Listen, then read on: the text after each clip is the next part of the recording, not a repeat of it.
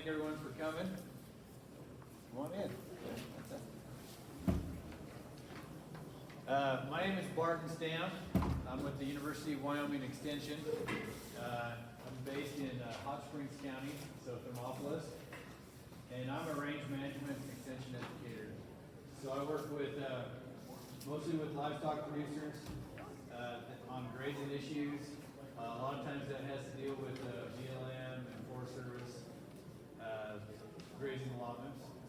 I work pretty much the west half of the state. Been here since 2004, so a little while. When I first started, I was just working in the Bighorn Basin. And then pretty quickly they added Fremont County, which kind of doubled the size.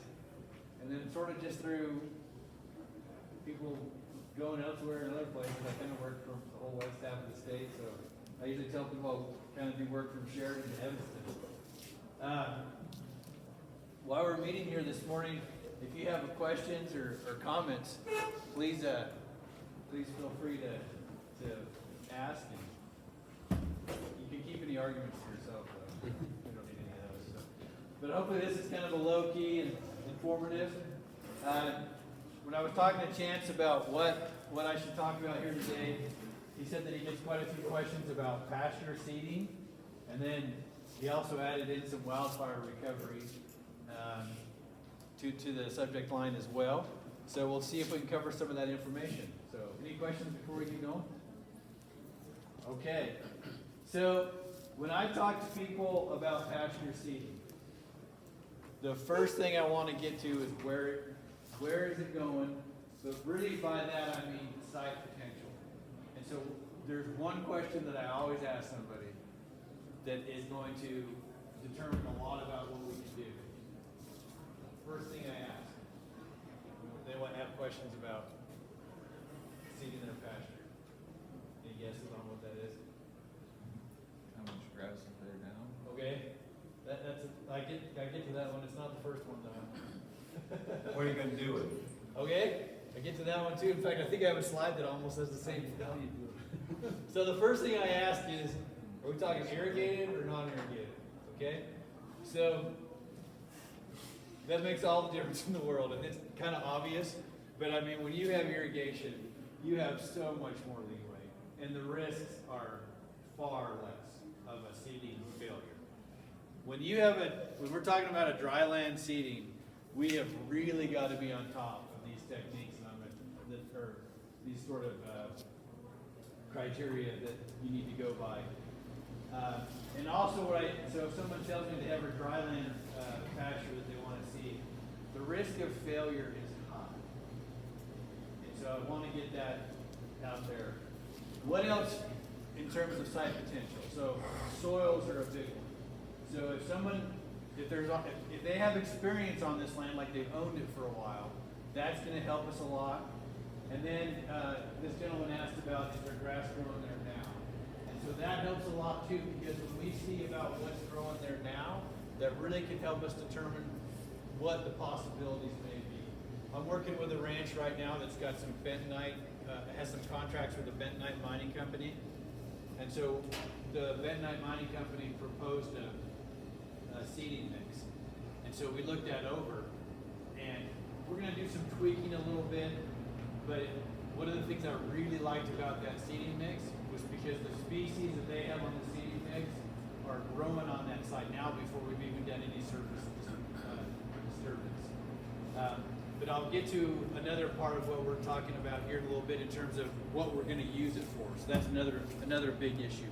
But really the big questions are, irrigated or not, what's your soils like, what are your soils like, what's growing there now. And what's growing there now can help us determine a lot about what the soils are like, if you know your plants.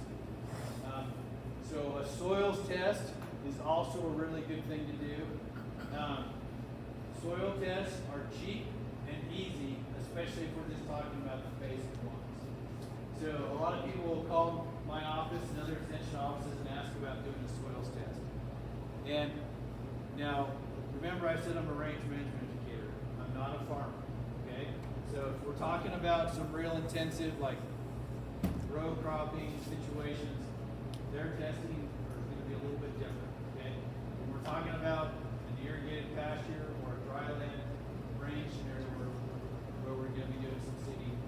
soil tests, if you could dig an 8-inch hole and put about a quart of soil in a bag and stick it in the mail or take it to a lab, that's I mean, there's a few other things, but that's basically it, okay? One of the labs that so UW does not currently have a soils lab. Years ago we used to. So there's a number of labs that we can use. I try not to propagate one or the other because that's not my job, but I do have a couple of labs I like to use, and I think their basic soils test is $15 to $20. And what that is going to give us that's real important is things like pH and organic matter. So most soils in Wyoming are going to be above 7 on the pH scale, and it's a logarithmic scale. So going from 7 to 8 is a big deal. It doesn't sound like it, but that's a lot, okay? In a lot of other parts of the country, so if you're in somewhere like the either coast or especially in the Midwest, you'll have what's called more acidic soils, so something below 7. So a lot of people, especially people that move here, may be used to trying to amend the soil with the exact opposite of what we would probably try to do in Wyoming. And in Wyoming, trying to amend the soil can be effective, especially on small scales or in an intensive farming situation, but it's fairly tough to do in those bigger environments where we're usually talking about, especially on a rangeland scenario, but also even on a large irrigated pasture, it can be fairly tough. What I try to concentrate on is getting perennial vegetation on the ground, growing, and then also doing some good grazing or hay management to keep it up. That'll be one of the biggest things we can do to help our soil. So really consider site potential here. And again, people that are moving here, there are certain crops or trees that just are probably not going to do well here. And so that's a big part of what I'm talking about when I ask people, what's the site potential like? So consider that. Okay, so some seed bed preparation. So this picture, I'm going to go back here. This is a Truax no-till drill that University of Wyoming Extension has. And so it's a no-till drill, right? And we're talking about seed bed preparation, and this is obviously not a no-till scenario in this picture here. No-till, I like no-till drills. They are not magic. And so if you have a stand of vegetation growing in a spot, using a no-till drill can be problematic because we're not killing the vegetation that's there unless we've done it chemically. And so that vegetation that's growing there is going to really decrease our chances of seeding success because of competition. So I've had people want to use a no-till drill and literally trying to seed in some other species into like a solid stand of perennial grass or even alfalfa. And it doesn't work very often. So consider some seed bed preparation, and this can be mechanical like in this situation, or it could also be where we go in and chemically treat or kill the vegetation that's already there. Now in a scenario where there's not something growing there already, or this vegetation is not very dense, so it's sparse, or if for some other reason something was killed off, then the no-till drill can work very well. And I know there's guys that are really good and have the no-till drill science down, but you still have to look at what there in your competition and whether or not you're going to do some mechanical treatment. If you do a mechanical treatment, the kind of the best seed bed that you're looking for is sort of the Goldilocks scenario, right? It's not too hard, it's not too soft, it's just right. And so like if I walk on it and I sink down into an inch of duff, that's probably too loose.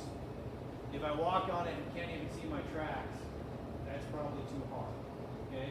So you want to, so in an ideal scenario, which that doesn't happen very often, especially on rangelands, what you're looking for is sort of a uniform firm but not super hard seed bed where you can get a real good seed to soil contact is what you're looking for. And if you have that, you can still use like a no-till drill to actually put the seed in, or you can use other drills as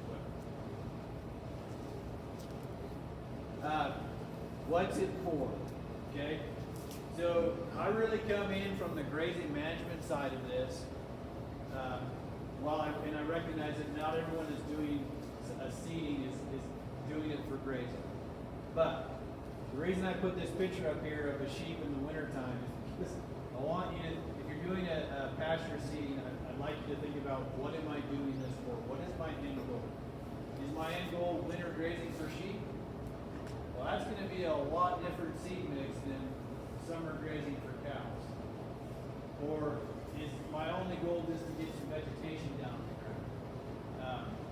Some people I talk to only want native species. Some people that I talk to, they don't care if it's native or introduced, but they certainly want something that's adapted to our climates and soils. But I really stress this in terms of what's it for before we start getting too far down the seed mix selection. And so all these steps that we're talking about are going to play into the seed mix selection. Where's it going? So the site potential, and then really what's it for? Horse pasture, and of course seed mixes can meet a variety of needs too. Some people just might want a flower bed or a green strip to reduce wildfire danger. But really think about what's it for and what your goals are. So if we were looking at something like winter pasture for sheep, we might really be thinking about some shrubby species that hold their protein later into the fall and winter that sheep will readily graze. If we're talking about a summer horse pasture, we're really going to probably want to be looking at perennial grasses, depending on, and then we'll start looking at, do we have irrigation? If we don't have irrigation, then we have to be within that minimum of our normal precip. So where I live in Hot Springs County, a lot of our normal precip is in that 10 to 11 inch zone. So I'm really going to be looking at species that don't require more than 10 or 11. And usually I try to even bump that down even more, because sometimes in Wyoming we have droughts. So you want species that are capable of surviving the droughts. And then think about season of use. And I mentioned this here with the sheep, but these cows here on the left are grazing in tall and intermediate wheatgrass, and then there's also some cheatgrass in there too that you can't really see from the picture. But how well do you think they eat this? What are those cows actually eating in there? So, I mean, you guys don't know, so it's kind of another question, but so that's kind of in the early winter when I took that picture, and those cows were going around eating all the cheatgrass regrowth, right? So those big perennial grass species that you see out there are pretty not very palatable. Even though they might have a lab test of a fairly high protein, they have a lot of cellulose in them, and so a lot of fiber content. So getting cattle to eat some of these species like this, or sheep even, it can be pretty tough. And then there's the other one that you always see called big basin wild rye. So that's that giant bunch grass, might be this big around and this tall. And if you send some of that off to a lab and tested it in the wintertime, it probably tests higher in protein than a lot of other species. But again, it's one of those that's hard to get cattle to eat, except for one time, or under one condition. What would that be? It's really cold. It's really cold, or They're hungry. yeah, and there's lots of snow, right? It's the only thing coming out, right? They have some wonderful other characteristics, but in terms of livestock feed, it's not that much. And then this is not really pasture seeding, but when you're looking at species and season of use, really look at, so who knows what that beautiful flower is on the right? Yeah, it's Larkspur. It's low. It doesn't Local look. weed. What's that? Loco weed. Yeah, this one is low Larkspur, and it doesn't look low, but there is actually a tall Larkspur too that gets even bigger. But when you're planting your grazing, really look at not only the species that are out there that you want your animals to be eating, but Larkspur kills more cows in the country than any other. And I don't mean, when I say country, I mean the whole U.S. Larkspur kills more cows than any other plant. And in the spring is usually when we see the problems with low Larkspur. In some parts of the country, and even in Wyoming, if you get up in some of the mountains, you'll run into tall Larkspur, especially in western Wyoming. And that one, you really get more into the mid and late summer where issues start to come. So really think about those toxic plants too in your grazing management. Questions on that? And there are of course other poisonous species besides Larkspur, but that's the one I deal with the most often. And then also, when you're looking at seed mixes, especially if you're dealing with a seed mix on a public land allotment, which you may or may not have very much control over, but Larkspur is a native plant, lupin is a native plant, and I've seen those multiple times in seed mixes that are going on to federal lands. So if that's the scenario that you're dealing with, like I said, I don't know how much control you'll have over that, but you at least need to be aware that could be going back into it.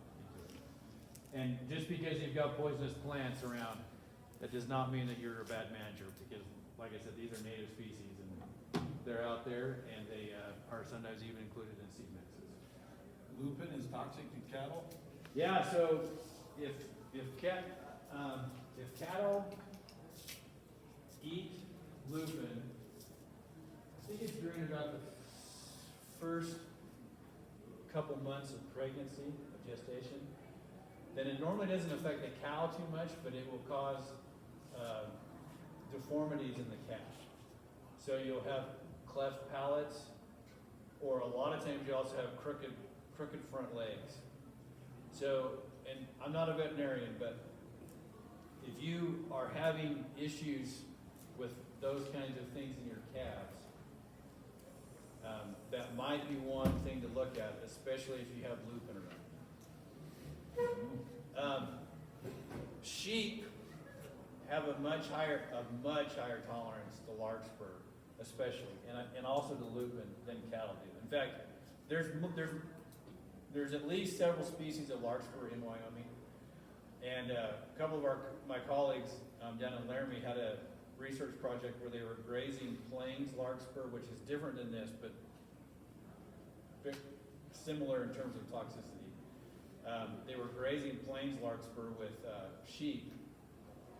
And theoretically, there's some level where sheep can become poisoned and die on eating plains Larkspur. And I'm not saying in the whole state of Wyoming, but just in their research project, they never had a sheep. And they were hammering the Larkspur with sheep. They never had a sheep get sick and die from the Larkspur. So I'm sure there's some threshold where that would happen. But cows will readily eat Larkspur, and they will readily die from it too. Okay, so all that was getting us to species selection, and we'll talk just a little bit more about how to do that. This is not showing up very well in the light, but let me see if I can turn this off. You still can't. So, That helps. yeah.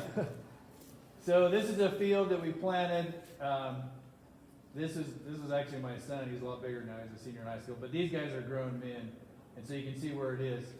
That field is just kind of north of Thermop, kind of like when you're headed towards Cody out of Thermop in those red hills. I mean, it's kind of between those red hills.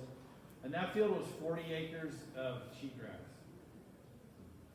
And we went in there with oats, triticale, clover, and turnips. Purple top turnips. I thought it was pretty, I don't know, still when I say turnips, I laugh. We planted turnips in Otter County, Wyoming, but we did. And so the landowner here, they did have some irrigation, and this was also back in either 19 or 20. It was a pretty good rain year, at least for up there. And there is irrigation available on this field. But the landowner went in there and he plowed about half the field, and then something happened with the plow, and it wasn't working right. And so he dissed the rest of it. And then just went in there with like a light harrow to smooth it up. And then, he broadcasted the seed. So we haven't talked about that. The seed drills, like the no-till drill, will actually put the seed in the ground. So it's drilling the seed into the ground. Broadcast seeding is when you just spread it out on the soil surface. When you broadcast seed, which happens a lot, but when you broadcast seed, you really need to be careful about making sure you get a lot of seed. So when you see pounds per acre of seed recommended in a seeding, a lot of times those are given for when a drill is used. If you're broadcast seeding, you almost want to double because you're going to have a lot of failure. In this scenario where we were able to have really good seed bed preparation and then it was irrigated, we were able to get away with not having to be quite as careful. Did he harrow it after you spread it? Yeah, so it went back, and that's a great, we harrowed it in. So what that does after you spread it is that really increases the seed to soil contact. Another thing that I like, if I'm forced to do a broadcast seeding, is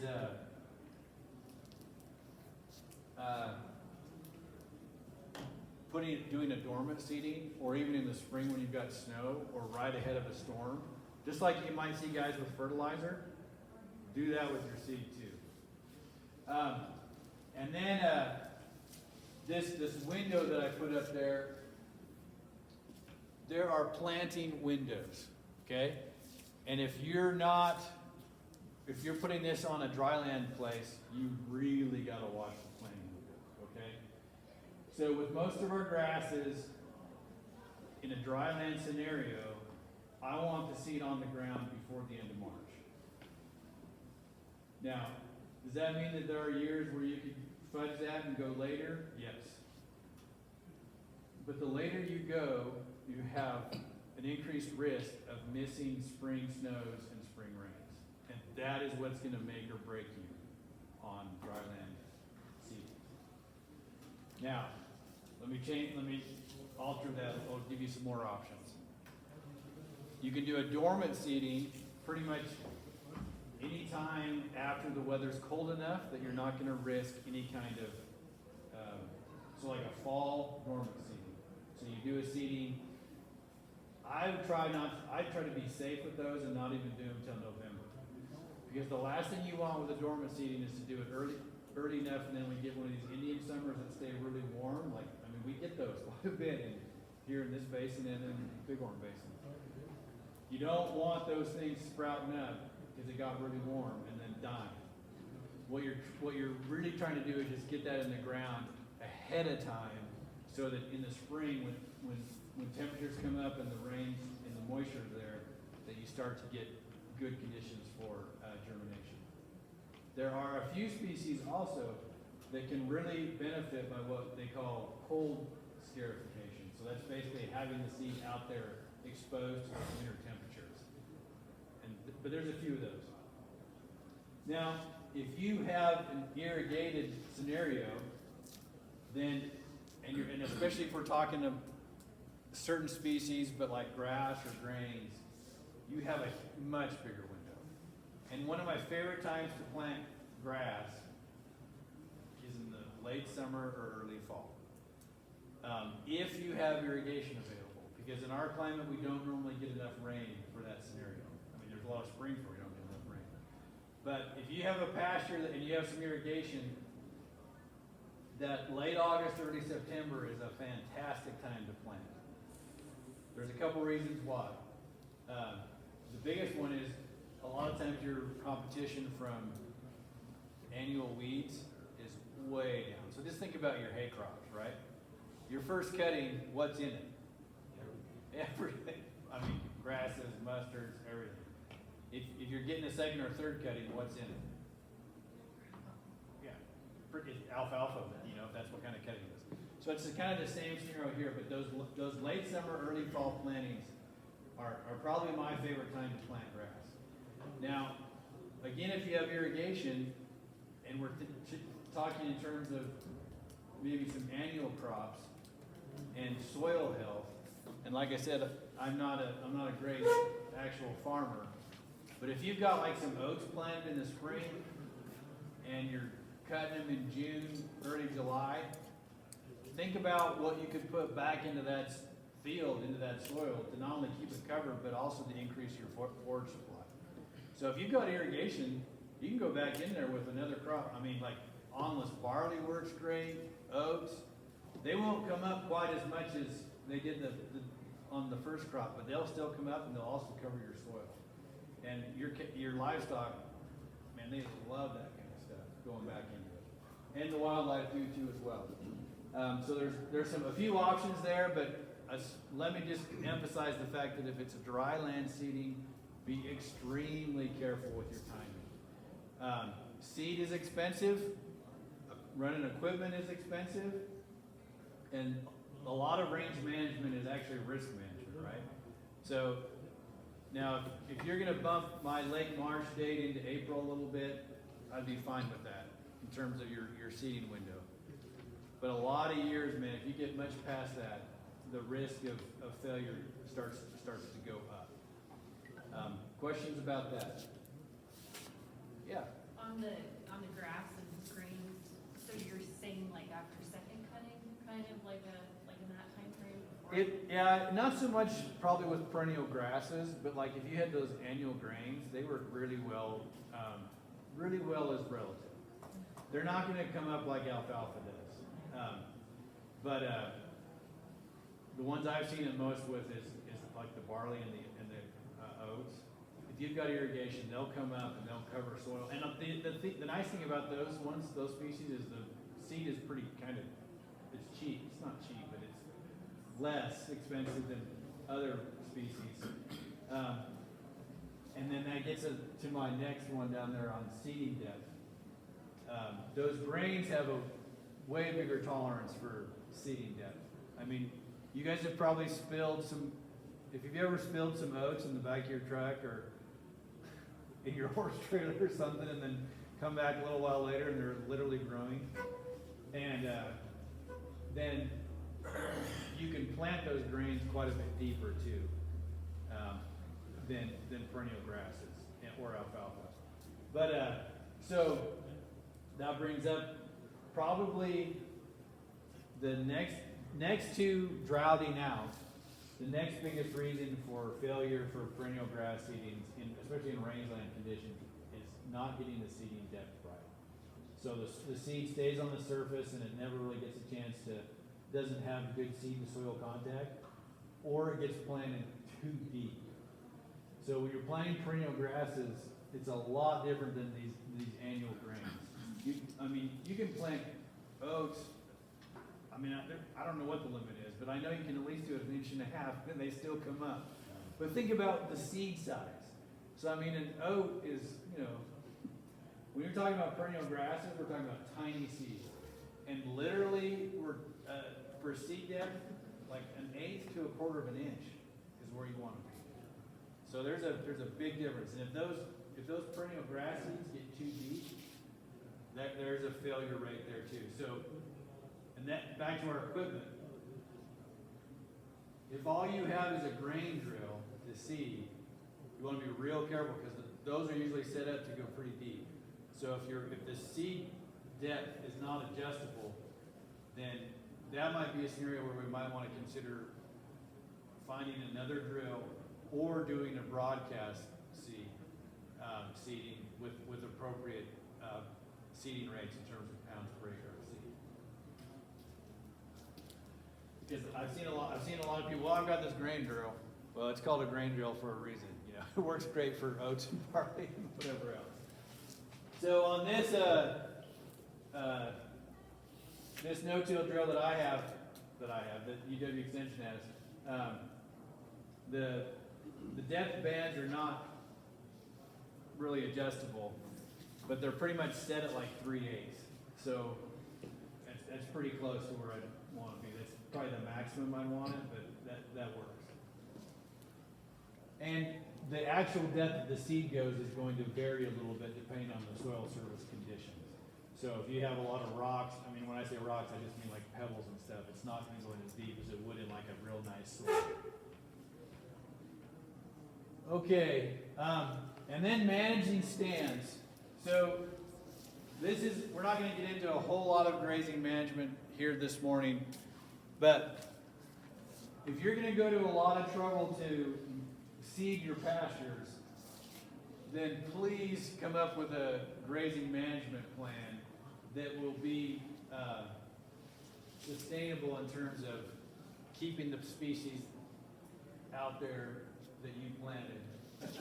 So it won't do any good to go out and seed and then not have any grazing management, just turn horses, cattle, whatever. It seems like a lot of times it's horses, just turning them out in there. So come up with a grazing plan and keep the species that are out there. I really hate to see a lot of effort and resources used and then no grazing management afterwards.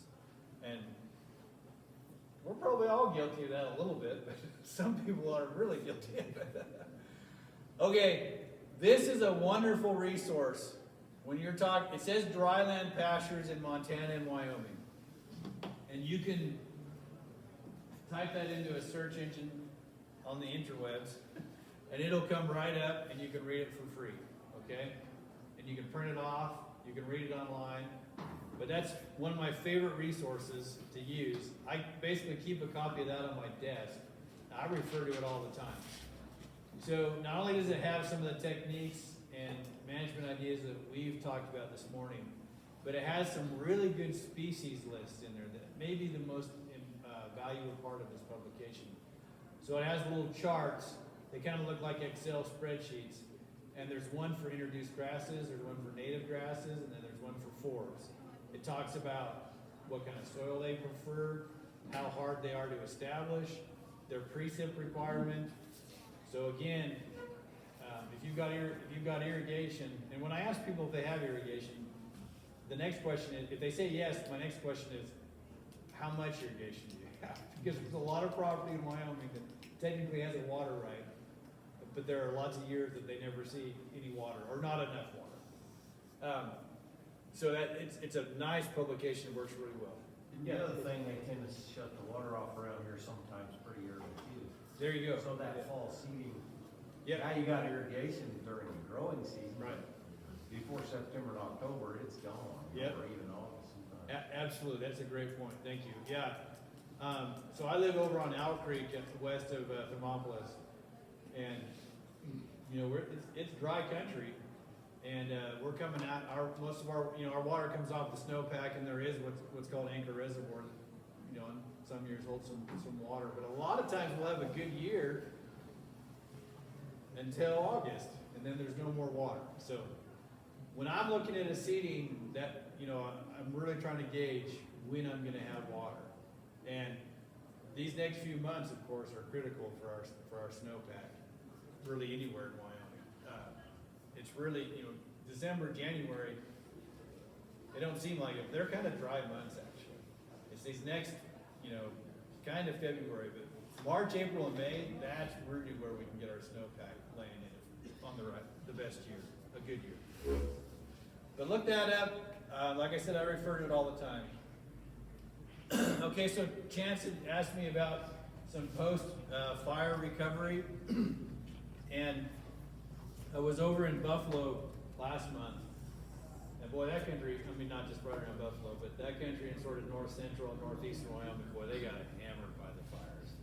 And if you haven't been over there, like the freeway between Buffalo and Gillette, both sides of the freeway, there's burn, and that doesn't even show you very much of the fire.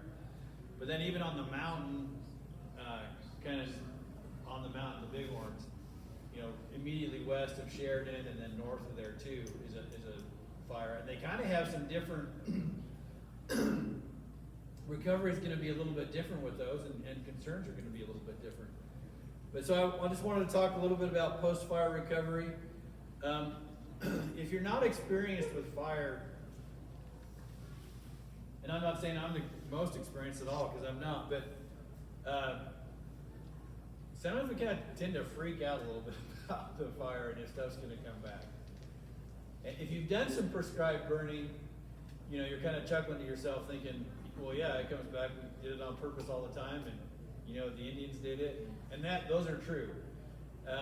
But the species don't always come back the same. So the species that are really severely damaged are the shrubs that don't sprout. All right. So what is an example of a shrub that doesn't sprout? Most sagebrush. So any of the, what we call them Artemisia tridentata, or the most common ones are like the Wyoming sage, mountain sage, and basin big sage.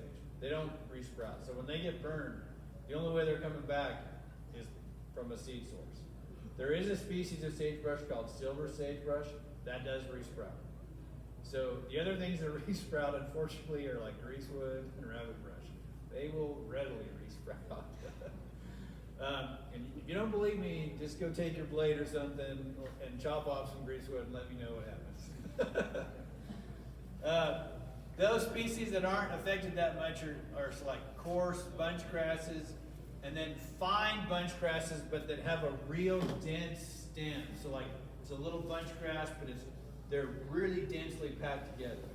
And the reason that those can be a little bit more affected, or they're affected moderately instead of hardly any effect, is because the temperatures of the flame, if it's a dense burning, if it's a dense fuel, then the temperatures get hotter, and that can kill root crowns.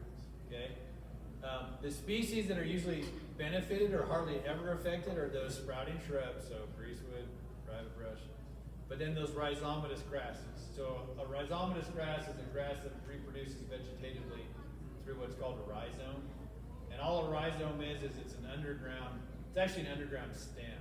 But if you dug it up with a shovel, it'd look very much like a root. But that should be like, even like a Kentucky bluegrass in a lawn is a rhizomatous grass. But your smooth brome, which is a lot of our grass hay fields, are rhizomatous grasses.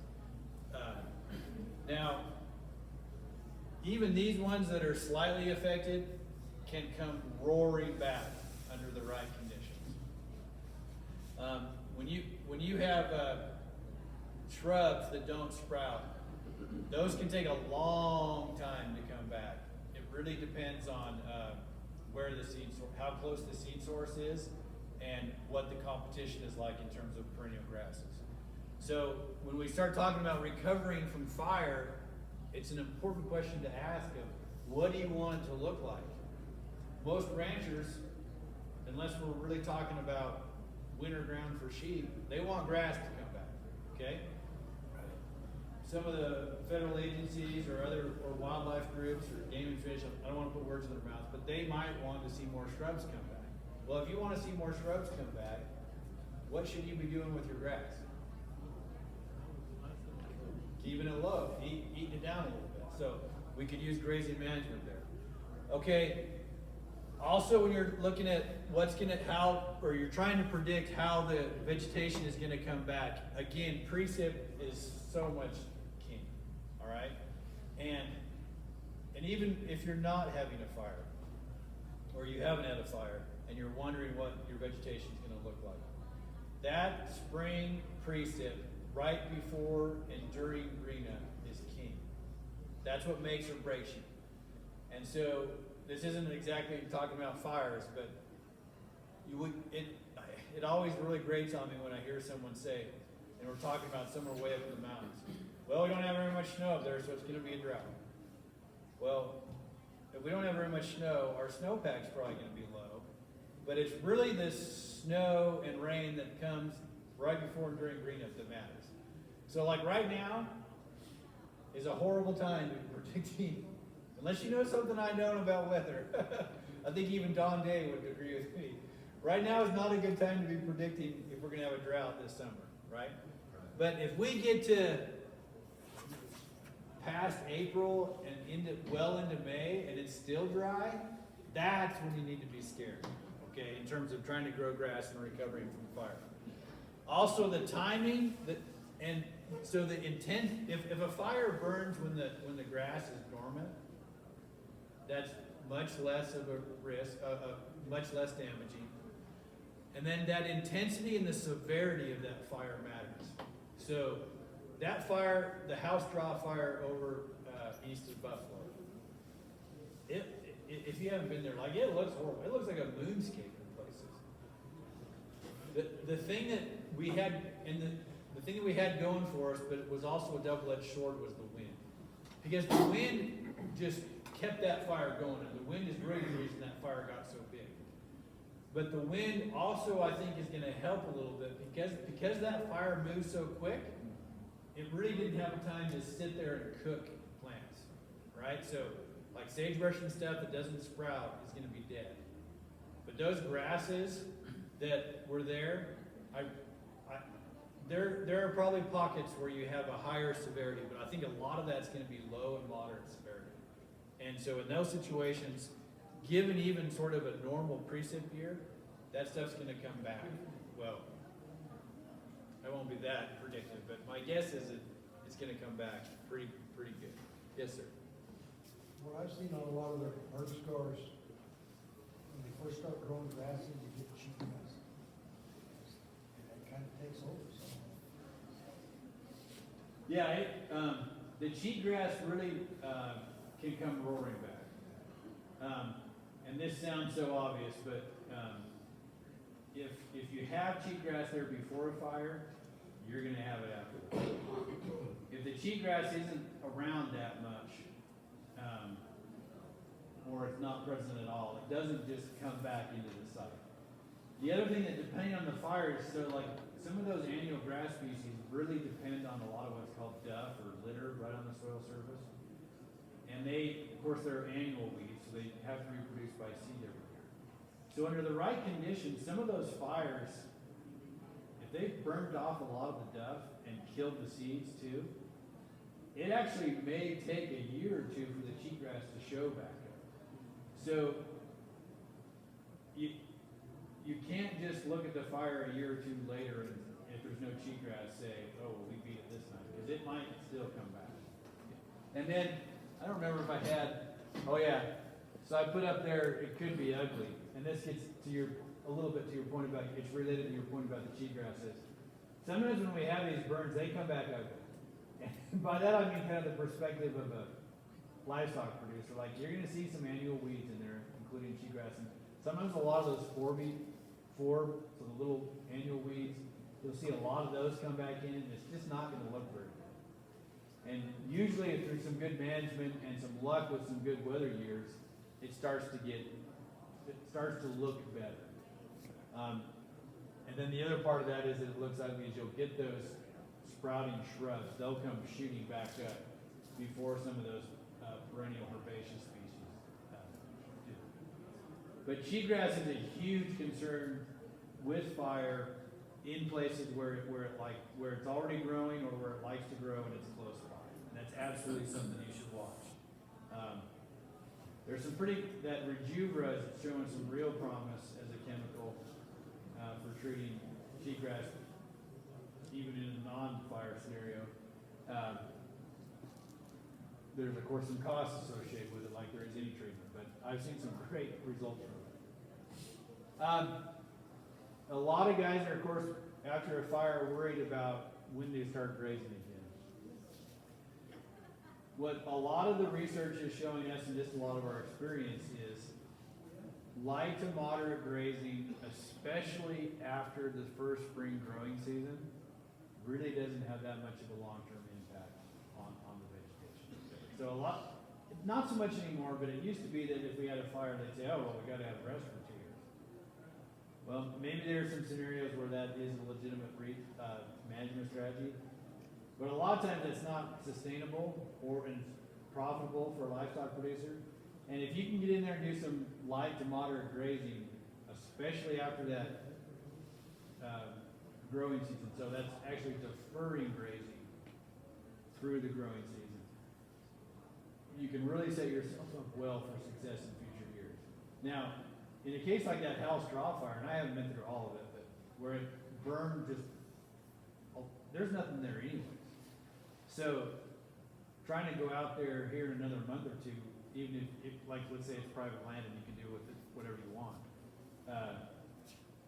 it's not going to do you a lot of good anyways because there's nothing there. I mean, it sounds kind of obvious, but now are there going to be pockets where the fire didn't burn? Absolutely. And so there is vegetation in those places. But that brings up my next point here is that livestock distribution is a big part of our grazing management. And if you want to see livestock distribution at work, burn some country and then put cows or sheep on it in the next spring, and you'll find out what the cows or sheep want to be. Because they will be, I don't care what else is out there, that fresh green growing stuff is like, it's like for me putting a bowl of ice cream here and a bowl of cauliflower here. Like there's no way I'm sitting here with cauliflower. And so those cattle will be strongly pulled, and not just cattle. In fact, wildlife, sheep, all classes of livestock will be strongly pulled to those burned areas. So really watch that. All the tools that you have at your disposal for livestock distribution are going to be important. Usually for me, I mean, besides a physical barrier like a fence, the biggest pull for livestock in our country as far as distribution is concerned is water, right? So they're going to want to be around water. Well, a fresh burn that's greening up may be even more powerful than water. Like they'll go a long ways to find it, and they'll hammer it. So really kind of watch that. And that sounds easy, but it's not, because you'll have pastures, like I said, that have 500 acres that didn't burn, and 100 acres that did burn, and they're all in the same fence, or they're all watering out of the same water tank. So it's a challenge. And then I mentioned the wildlife, but recovering from wildfire, especially if we're talking about, where it gets more complicated is where you're talking about like a federal grazing allotment, BLM or Forest Service. Because wildlife are just as attracted to the regrowth after a burn as our livestock. And we don't have very good control anyways over wildlife distribution. And when I started my talk, which was a lot more about fire over in Buffalo last month, there's one old guy, before I barely got started, and he started yelling at me about the antelope. I don't blame him, like he's exactly right. I wasn't his enemy but he has concerns about the antelope getting out there and eating down the regrowth before the livestock even get out there. And guess what? He's absolutely right. So if you're working with a federal agency on this, that we have got to have some way of recognizing, at least, if not measuring, that the wildlife are going to have a huge impact too. And fortunately for him, he's dealing with antelope. Well, if you think antelope are bad, try elk or horses. Like it's way worse. So that I don't have a lot of good solutions for that, but we have to recognize it and think: are the livestock doing this, or are the horses or wildlife doing this? And make some sort of concession about what's going on, and work with our partners, like especially with Game and Fish, to the extent that they're willing to and able to help us mitigate those issues. But in a lot of cases, in a lot of burns, I'm very comfortable grazing it, especially with a well-managed grazing plan that's deferred through spring and not hammering it, but a light to moderate grazing. Yes. So what talks have been happening about seeding after post-fire, I guess, in those areas? Yeah, so specifically in those areas, it's still up for debate. Yeah. Yeah. I think there is, most of the talk I've heard so far is wildlife or sportsman groups that are worried about the wildlife and going back in shrub replanting. Because those will take a long time to come back. And there are quite a few wildlife species that are very dependent on shrubs. Now,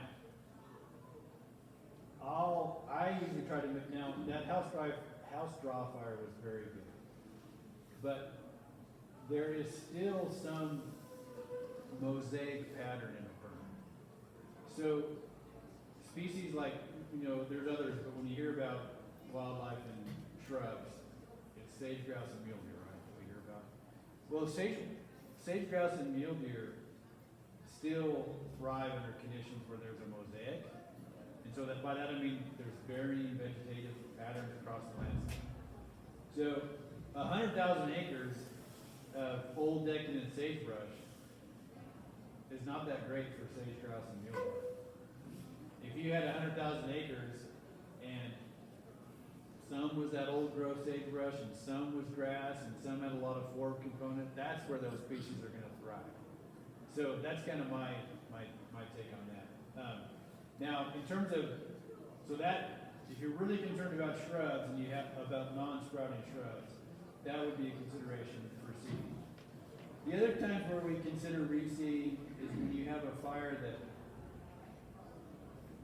the intensity and the severity were really high, to the point where you were killing like the crowns of the perennial grass plants. That takes a pretty good fire.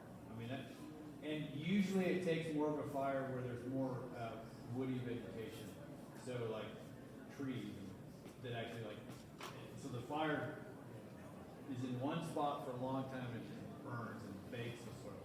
That should be in the other trees. Yeah, they really burn that. Cook it. In a scenario kind of like in this picture where it's burning like that, I mean, I fully understand that there are homes and livelihoods at stake, and so I'm not talking about that scenario, but when I see a fire burning like that in places, I'm like, burn! Keep going, but I say that with sensitivity to the fact that there's other factors in terms of fences, even people's lives, right? So, you guys understand. So we talked about livestock distribution. This isn't a fire scenario, but one of my favorite tools for livestock distribution is the molasses lick tubs. Okay? So these cattle, if you can't see it, there's a lick tub right there. And I took this picture, and you can tell that I took it right out of my car. So I want you guys to tell me what's wrong with that picture in terms of using that livestock tub as a livestock distribution tool. Okay? They're all gathering around it, right? Okay. Yeah, it's not where the brush is. Would it, if there was no lick tub there, would a cow still want to be right there? Yes. Well, heck yeah, she would. Because it's flat. There's grass. There's water close by. There's a creek right there that you can't see in the picture. All right? So, and I know why the person put the lick tub there, because those lick tubs are heavy. And they're a pain in the neck to put anywhere. Right? Is this helping us with our livestock distribution in this scenario? No. Now, with all deference to people that sell these lick tubs, they are an expensive way to provide protein. Okay? Now, they have some real advantages because, like one cow can't eat the whole tub by herself. Like if you're feeding cake or hay, like one cow could come and eat it all and push the weak ones away. And so there's that. But under an ideal scenario, I'd want that lick tub up here because a cow doesn't want to go up there normally, right? But if she knows there's a lick tub, she will go there. Hi, Rachel. Are you kicking me out? Soon, yes. Okay. It's 10:55. Okay, I'm almost done. So, when you're talking in terms of like wildfire recovery, we talked about livestock distribution and how they're real attractive to the regrowth after a burn. This is one example where you might be able to alter a little bit. Like fences, even temporary fences, water, of course, herding. But these lick tubs, whether you're in a post-fire or not, be careful how you use them. And you can buy smaller ones that you can get around, like on a pack mule or on a buggy, better. But And then the other thing about this is like, I took that picture in June. There's probably not a protein shortage in June, perennial grasses, so also be careful about. So, to me, the only reason to use this lick tub that time of the year is to alter livestock distribution, and they're not doing it there. Okay, I won't tell you where that is. None of you guys. All right, so this is where I like to see them. All right, and if I had more time, I could tell you about this story. But we pretty much altered the grazing pattern on a BLM allotment just with lick tubs, and this was an issue in terms of the cows wanted to be down the bottom all the time along the highway. Game and fish and BLM, and supposedly even tourists were complaining. And so we took it. You can't see it very well, but there's a highway clear down here. And so we took these lick tubs and put them, and the water's down there too. But we put these lick tubs up here, and all of a sudden the cows started hanging out up there. It was pretty cool. And the other thing about that is because no one had done that forever, there's so much grass up there in terms of like old grass, and then new grass even. It was pretty cool. All right, so this is my name and my contact information. That phone number is to my office in Hermopolis. And I don't have a lot of time for questions, but I'll be around, so please contact me, and thanks for coming. Hope it was worthwhile. Thank you. Yeah.